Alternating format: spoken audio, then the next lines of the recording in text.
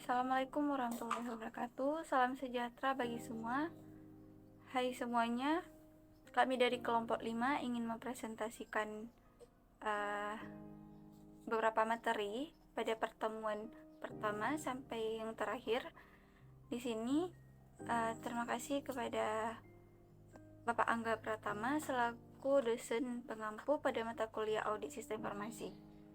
Saya Rahmayani dengan NIM 2101854. Saya akan menjelaskan pertemuan 1 Audit Sistem Informasi. Yang pertama, pengertian audit sistem informasi. Audit sistem informasi adalah sebuah proses yang sistematis dalam mengumpulkan dan mengevaluasi bukti-bukti untuk menentukan bahwa sistem informasi yang digunakan oleh organisasi telah mencapai tujuannya, antara lain pengamanan atas aktiva atau aset, yang kedua pemeliharaan atas integritas data, dan yang ketiga peningkatan efektivitas. Yang kedua, pentingnya audit sistem informasi. Audit sistem informasi merupakan hal yang penting bagi sebuah organisasi untuk dapat menghindar dari kerugian akibat kehilangan data, kerugian akibat kesalahan pemrosesan komputer, pengambilan keputusan yang salah akibat informasi yang salah, kerugian karena penyalahgunaan komputer, nilai hardware, software, dan personil sistem informasi, dan pemeliharaan kerahasiaan informasi. Yang ketiga, tujuan audit sistem informasi. Tujuannya yang pertama, perlindungan aset, yang kedua, integritas data, yang ketiga, efektivitas sistem, dan yang keempat, efisiensi sistem. Yang keempat, aspek audit sistem informasi. Terdapat dua aspek utama, yaitu conformance atau kesesuaian, yang kedua performance atau kinerja. Yang kelima, ruang lingkup audit sistem informasi. Yang pertama, mengidentifikasi sistem yang ada. Yang kedua, memahami seberapa besar sistem informasi mendukung kebutuhan strategis organisasi dan operasional organisasi. Yang ketiga, mengetahui pada bidang atau area mana fungsi kegiatan yang didukung dengan sistem informasi. Yang keempat, menganalisis tingkat pentingnya data atau informasi yang dihasilkan oleh sistem dalam rangka mendukung kebutuhan para pemakainya. Yang kelima, mengetahui keterkaitan antara data, sistem pengelola, dan transfer informasi. Yang keenam, membuat peta atau map dari information flow yang ada. Yang keenam, metodologi audit sistem informasi. Dalam pelaksanaannya, auditor TI mengumpulkan bukti-bukti yang memadai melalui berbagai teknik termasuk survei, wawancara, observasi, dan review dokumentasi. Salah satu hal yang unik, bukti-bukti audit yang diambil oleh auditor biasanya mencakup pula bukti elektronik. Yang ketujuh, tahapan audit sistem informasi. Yang pertama, perencanaan atau planning. Yang kedua, pemeriksaan laporan atau fieldwork. Yang ketiga, pelaporan atau reporting. Yang keempat, tindak lanjut. Selanjutnya, siapa yang melakukan audit? Tergantung tujuan audit. Yang pertama, internal audit atau first party audit dilakukan oleh atau atas nama organisasi itu sendiri. Biasanya untuk manajemen review atau tujuan internal perusahaan. Yang kedua, lembaga independen di luar organisasi. Second party audit dilakukan oleh pihak yang memiliki kepentingan terhadap perusahaan. Third party audit dilakukan oleh pihak independen dari perusahaan, misalnya untuk sertifikat ISO 901 dan lain-lain. Siapa yang diaudit? Yang diaudit yang pertama ada manajemen, yang kedua ada IT spesialis, networks, database, sistem analis, programmers, dan lain-lain. Yang ketiga ada IT manager, dan yang keempat ada user. Yang kedelapan, tugas auditor sistem informasi. Tugas auditor yang pertama memastikan sisi-sisi penerapan IT memiliki kontrol yang diperlukan. Yang kedua, memastikan kontrol tersebut diterapkan dengan baik sesuai yang diharapkan. Yang dilakukan auditor, yang pertama persiapan, yang kedua review dokumen, yang ketiga persiapan kegiatan on-site audit, yang keempat melakukan kegiatan on-site audit, yang kelima persiapan persetujuan dan distribusi laporan audit, dan yang keenam follow up audit. 9 peluang profesi auditor sistem informasi. Yang pertama, ketergantungan terhadap sistem informasi semakin besar, sehingga muncul kebutuhan untuk melakukan audit sistem informasi. Yang kedua, auditor sistem informasi yang sekarang banyak yang berasal bukan dari bidang IT. Yang ketiga, banyak permasalahan bisnis dalam pengelolaan IT. Sekian penjelasan dari saya untuk pertemuan 1. Terima kasih. Di sini saya akan menjelaskan tentang standar audit sistem informasi, standar profesional. Standar audit sistem informasi tidak lepas dari standar profesional seorang auditor SI. Standar profesional adalah ukuran mutu pelaksanaan kegiatan profesi yang menjadi pedoman bagi para anggota profesi dalam menjalankan tanggung jawab profesinya. Standar profesional adalah batasan kemampuan, knowledge, technical skill, and professional attitude minimal yang harus dikuasai oleh seseorang individu untuk dapat melakukan kegiatan profesionalnya pada masyarakat secara mandiri yang aturan-aturannya dibuat oleh organisasi profesi yang bersangkutan. Ada yang pertama ada ISAKA, IIA, IASI, IASII, BI, dan PPT. ISAKA adalah sifat khusus audit sistem informasi, keterampilan dan pengetahuan yang diperlukan untuk melakukan audit SI, memerlukan standar yang berlaku secara global. ISAKA berperan untuk memberikan informasi untuk mendukung kebutuhan pengetahuan. Framework dari ISAKA terkait audit sistem informasi terdapat standar, guidelines, dan prosedur. Standar yang ditetapkan oleh ISAKA harus diikuti oleh auditor. Guidelines memberikan bantuan tentang bagaimana auditor dapat menerapkan standar dalam beberapa penugasan audit. Prosedur memberikan contoh langkah-langkah auditor dapat mengikuti penugasan audit tertentu sehingga dapat menerapkan standar. Namun, auditor harus menggunakan pertimbangan profesional ketika menggunakan pedoman dan prosedur.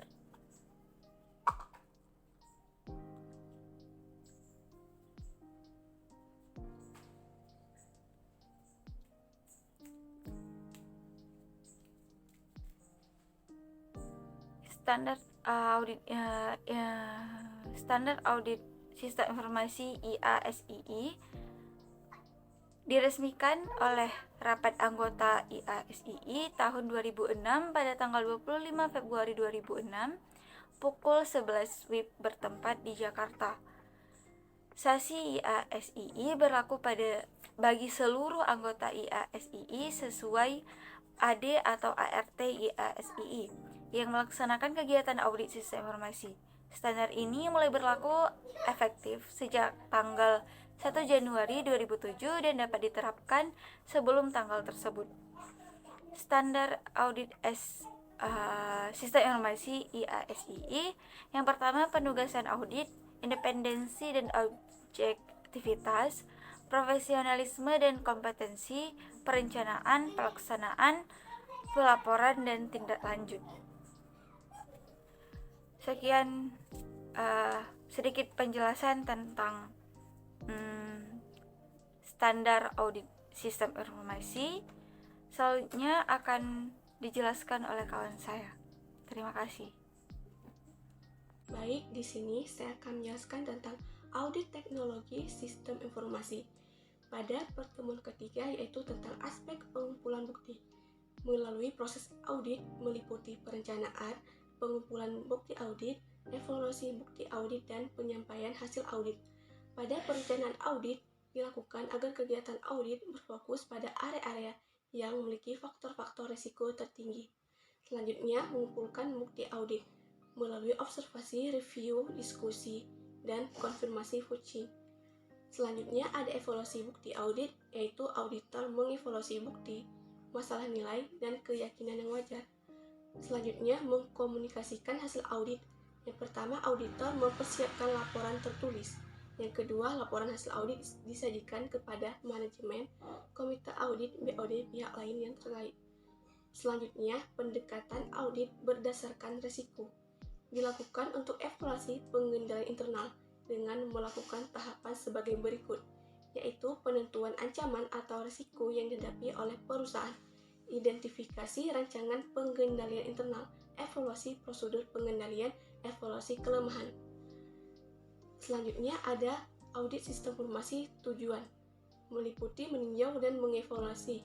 Selanjutnya, pendekatan audit berdasarkan risiko.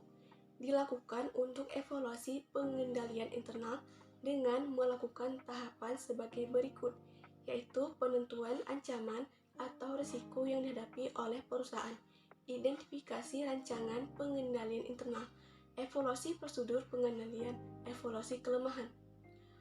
Tujuan dari audit meninjau dan mengevaluasi pengendalian internal yang melindungi sistem tersebut. Audit sistem informasi bahwa terdapat informasi security, program development, program modification, komputer, source file, dan data file. Tujuan dari overall security, pengembangan dan perolehan program, modifikasi program, komputer proses, yaitu jenis kesalahan dan kemungkinan, proses pengendalian, proses audit sistem, proses audit, test of control.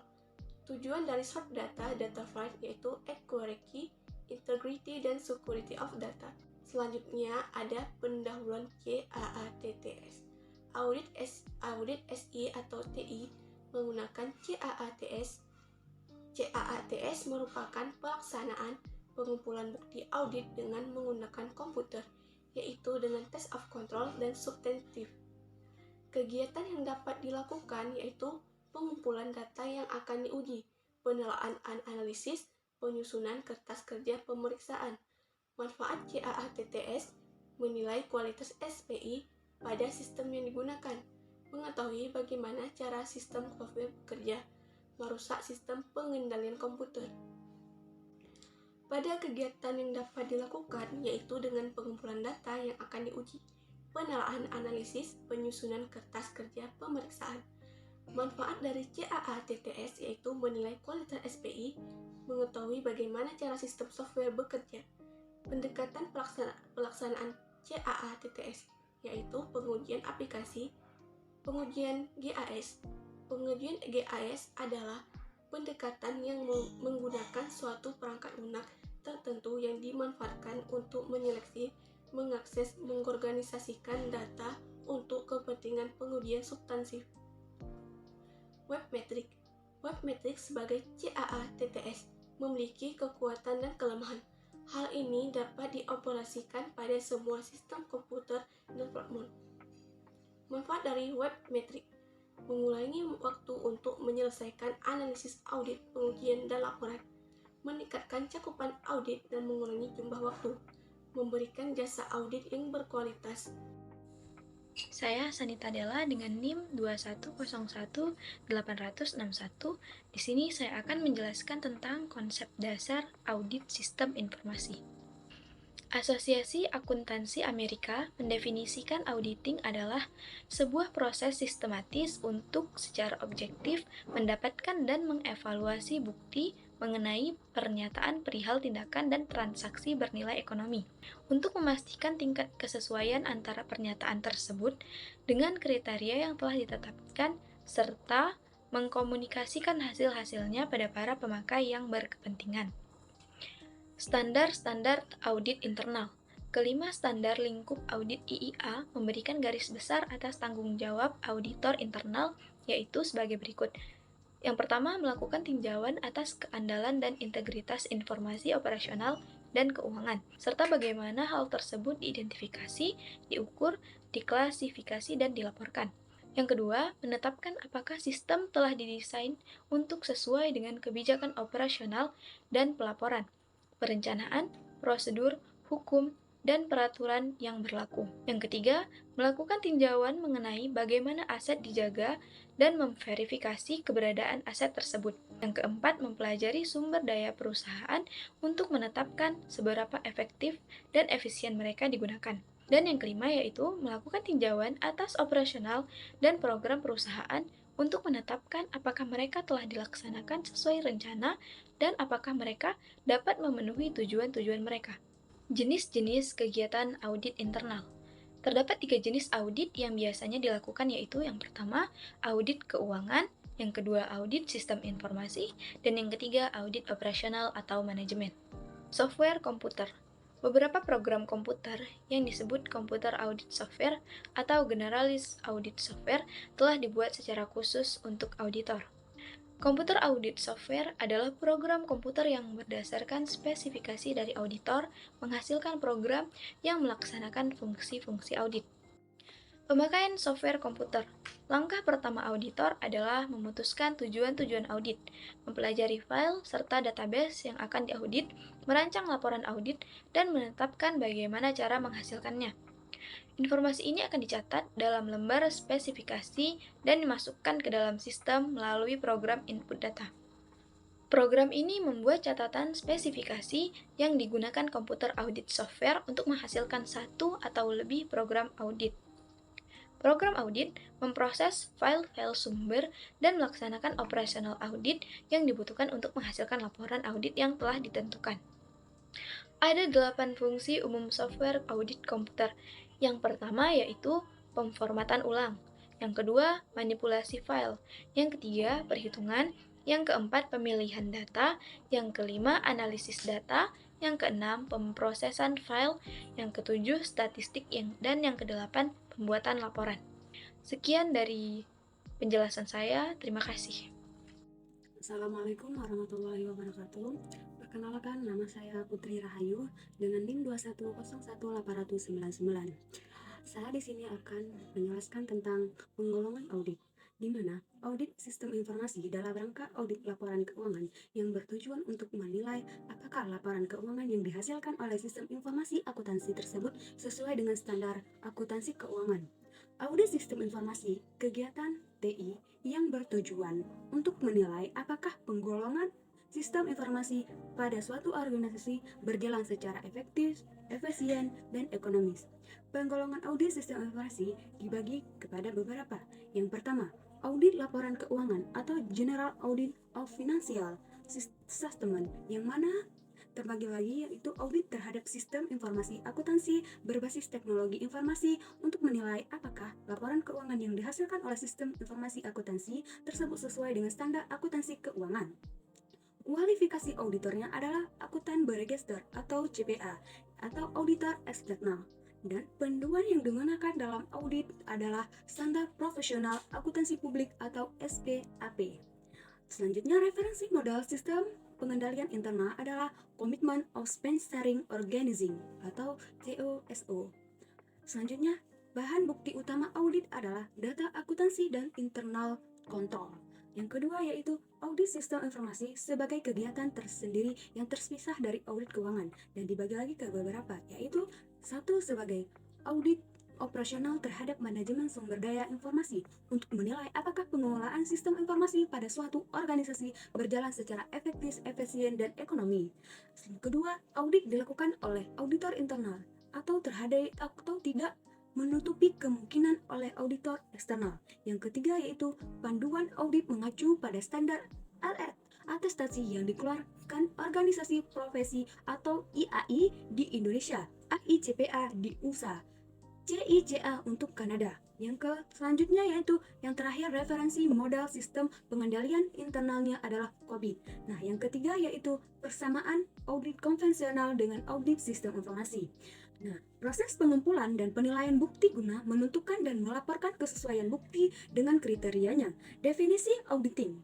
Pemeriksaan sistem informasi tidak mengubah definisi auditing. Hal ini berarti bahwa proses pengumpulan dan penilaian bukti guna menentukan dan melaporkan kesesuaian bukti tersebut dengan kriterianya akan tidak berubah.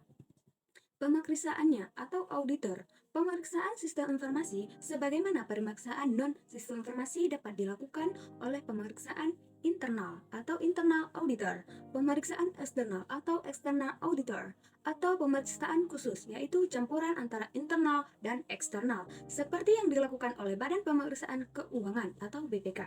Tujuan pemeriksaan juga tidak berubah. Bagi pemeriksaan internal atau dalam pemeriksaan operasional bertujuan tetap sama, misalnya untuk menilai 3E, efektivitas, efisien, dan ekonomis. Dari operasional manajemen, dalam pemeriksaan umum oleh akuntan publik tujuannya juga tetap sama, yaitu menilai kewajaran penyajian laporan keuangan dan kesesuaiannya dengan standar akuntansi keuangan atau SAK. Tujuan pengendalian dalam hal komputer yang digunakan untuk memproses transaksi bisnis untuk mengubah atau mengolah data, tujuan pengendalian tidak berubah. Struktur atau sistem pengendalian internal yang terdiri dari prosedur-prosedur, sistem akuntansi, dan lingkungan pengendalian atau control environment tetap dimaksudkan untuk mencegah, mendeteksi, dan memperbaiki kesalahan dan penyalahgunaan yang mungkin timbul dalam pelaporan keuangannya. Nah, setelah mendengarkan penjelasan dari teman-teman tadi, semoga apa yang dijelaskan bermanfaat bagi kalian semua. Dan saya pribadi dan kelompok ingin berterima kasih. Terima kasih yang telah menonton dan terima kasih yang telah mendengarkan. Sekian dari kelompok saya. Wabillahi taufiq wal hidayah. Assalamualaikum warahmatullahi wabarakatuh. Jangan lupa like, comment, and subscribe video ini. Bye-bye.